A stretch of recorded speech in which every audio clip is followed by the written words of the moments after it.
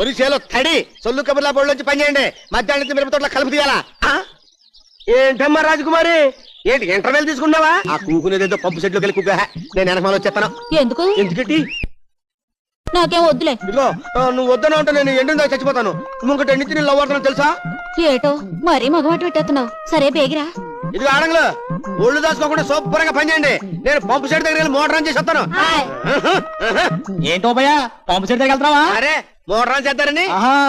అబ్బాయి గారు ఎక్కడ? అబ్బాయి గారు ఎందుకురా? అదే ఈ పంపు సెట్ సంగతే ఆ అబ్బాయి గారు చెప్పిన వేద్దామని. అరే నీ పళ్ళకు దండ పెడతాను. ఆ పని మాత్రం చేయకురా. అయితే 50 కొట్టు. గురుప కింద పడే.